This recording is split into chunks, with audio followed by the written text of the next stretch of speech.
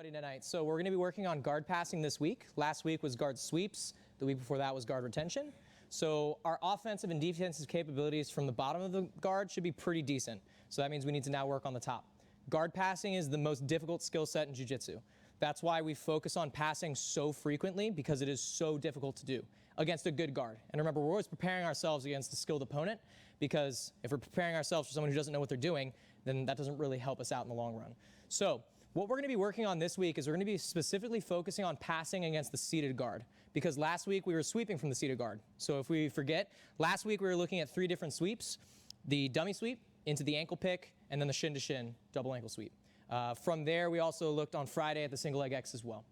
But we're going to be talking about how we can pass against the seated guard. Now, if Coach Seth is down, that drill that we were just working on, the engagement phase drill, that drill that we were just working on sort of exemplifies what the beginning of a match is going to look like if my opponent pulls.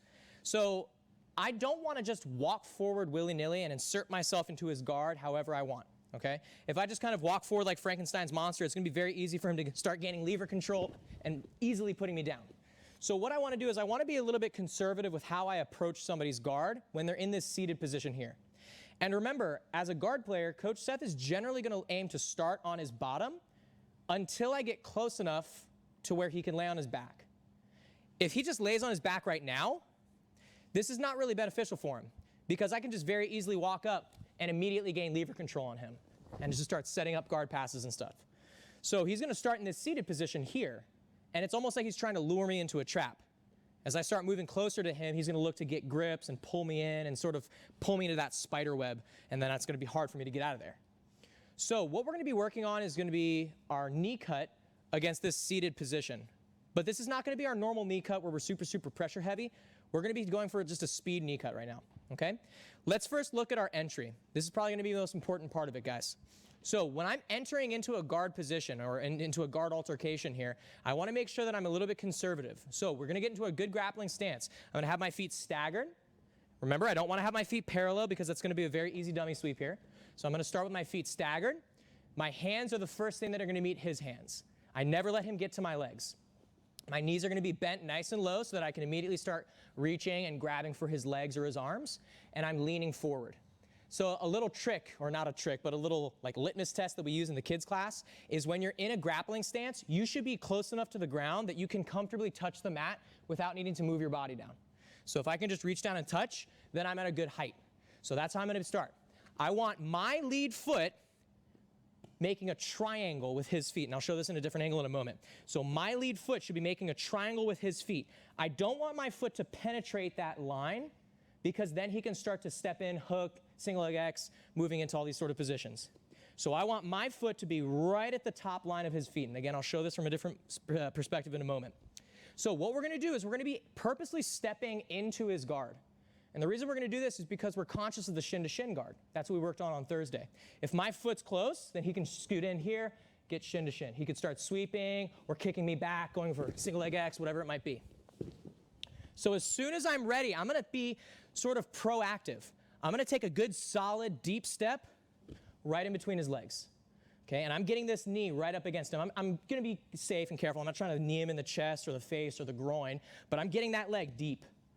Now, as soon as I get this leg deep, what's the general reaction? What do you think my partner's probably going to try to do? They're going to hug my leg, okay? Boom. That's fine. When they hug the leg here, all we're going to do is we're going to give a little knee bump. I'm going to bump my knee forward as I retreat my knee away, and that's going to give me the underhook here.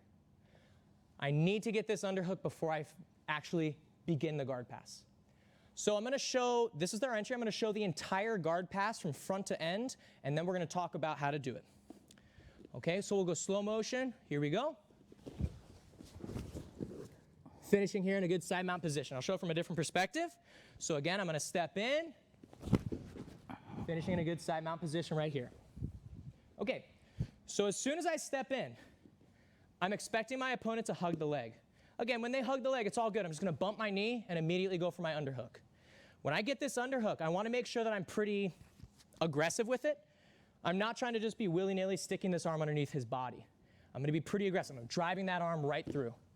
My opposite hand can be grabbing the sleeve or the tricep. The right knee, the knee that's penetrated in between his legs, is going to drive to the floor as I get my kickstand here with the other leg. Now that my right knee has touched the mat, I'm going to start getting chest-to-chest connection as I start pulling him into me. This seems counterintuitive. I kind of want to flatten him, right? But by pulling him into me, it's going to make it more difficult for him to try to come on top. If I start flattening him here, if I especially don't have the underhook, it's going to be very easy for him to come on top, either take the back, or just use my momentum of the pass against me and start to sweep. So I want to make sure that I'm pulling this underhook towards me as I'm driving my hips to the floor and almost doing like a body slam against his chest here. And now that I've landed in this position, I'm ready to come up into a top spot. So generally we'll go to side mount. As we did with our knee cut, I want to make sure his knees are pointing away. So in case we don't remember how to do that, I'm simply going to walk my feet backwards until it's safe for me to come up, immediately cross-face him. So again, from a side view here, I step in. As soon as I step in, I'm looking for that underhook. We can make the assumption, though, that they're going to hug the leg. If they hug the leg, I'm just going to bump and then go for the underhook. If I'm proactive, if I'm fast enough with this, I don't need to do that. I can skip that part if I'm really, really aggressive and really athletic. So again, I step in, I immediately get that underhook. As soon as I get that underhook, I'm controlling this opposite arm. My right knee is going to aim to touch right next to his hip. I don't want to go too far out to the side. That'll be later. That's like your shin cut and stuff. For right now, we're just aiming for the hip.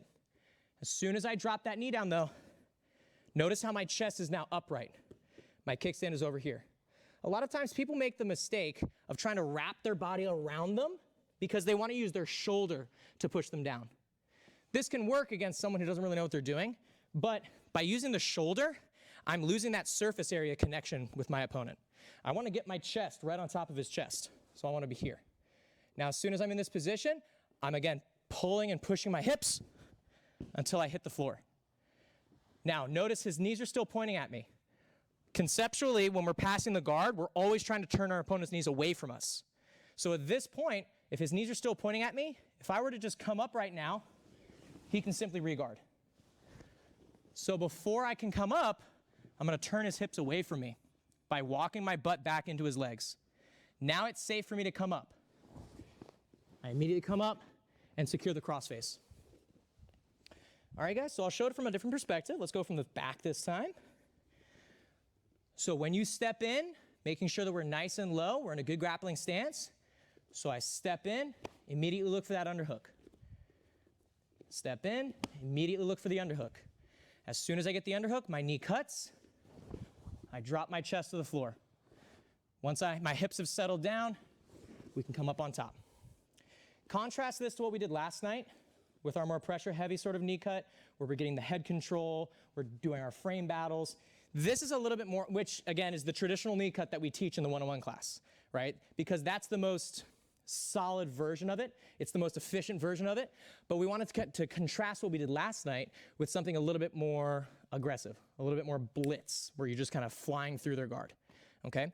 So again, start slow, but this particular guard pass is one of the fastest guard passes we can hit. So start slow, but I want you to think about how you can, boom, fly through their guard. All right, so I'll show one more time without talking.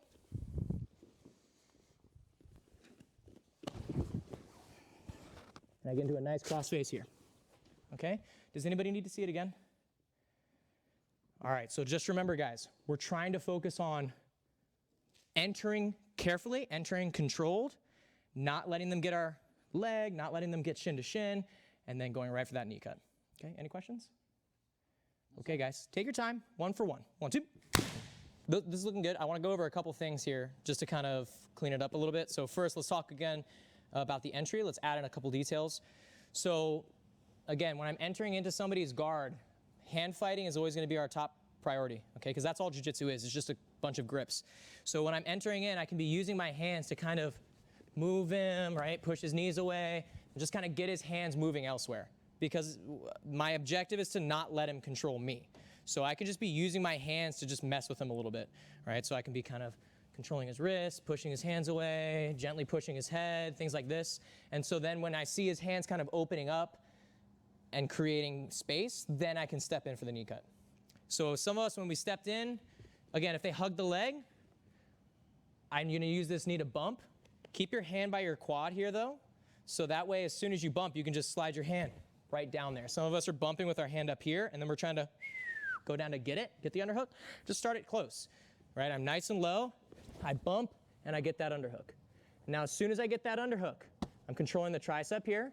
I can hold onto the sleeve, but if I hold onto the sleeve, you just have to understand you're using regulated tension here. I'm trying to pull that arm up into me, but I'm not trying to go too hard. If I pull too hard, I offset my own base.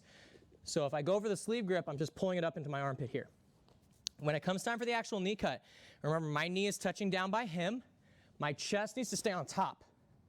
Okay, so once I get into this position here, my chest needs to be above him.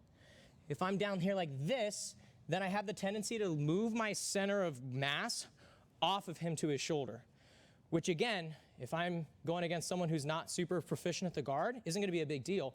But because I'm moving my weight off of him to his shoulder, it's gonna be easier for him to turn into me and just make it more annoying, right? I don't want this to turn into a dogfight.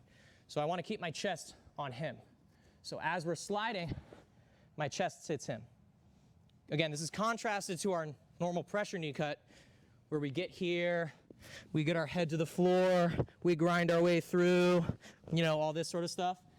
This one's, again, it's more of like a blitz. It's more of like a shotgun blast type of pass. Additionally, guys, prepare for the quarter guard. So whenever you drill this, do a couple reps where your partner tries to clamp onto your foot into the quarter guard. So once I get here into this position, I cut. Just prepare for them to try to hit you with the quarter guard here.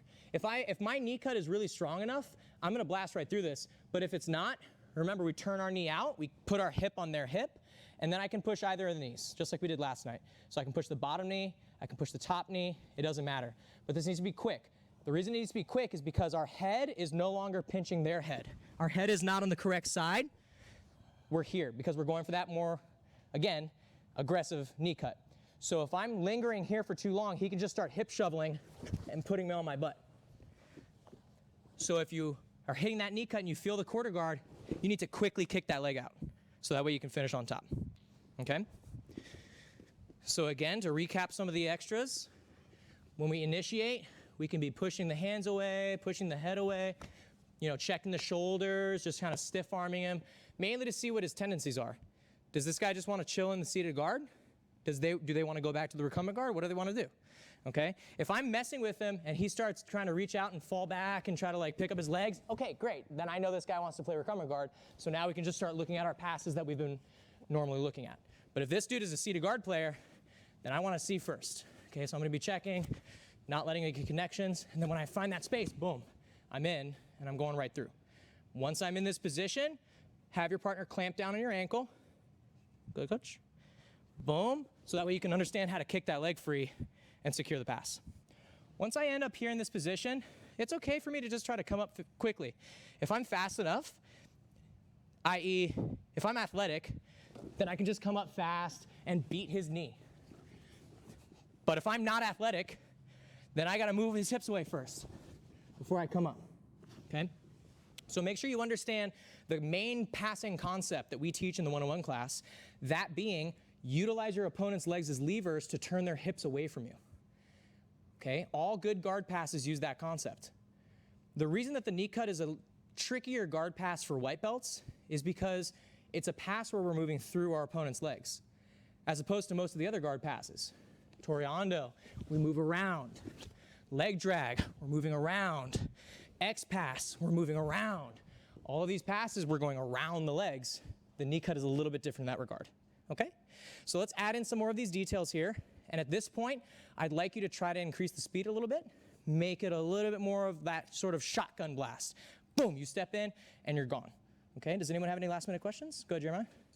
When you grab his tricep, it comes in, like instead of when you were going there, he was grabbing you. Oh, he was grabbing me? Yeah, like when you're good past him, Yeah. his arm and he comes in front of him, is that issue? Yeah, no, not at all. So once I get this, if it's in front of him here, not at all. Okay, this could be a frame, but because I have the lever control to his shoulder, it's not going to be an efficient frame. You know, he can try to use that all he wants, but I'm just going to shove it across my body. Now I'm in an arm triangle position right here because I've messed myself up. Yeah. So again, the person on the bottom could try to use that, but so long as I have this tricep control, I'm controlling the shoulder joint, which is going to be a little bit of a stronger manipulation. Okay? Any other questions, guys? Yes, sir. 1, 2.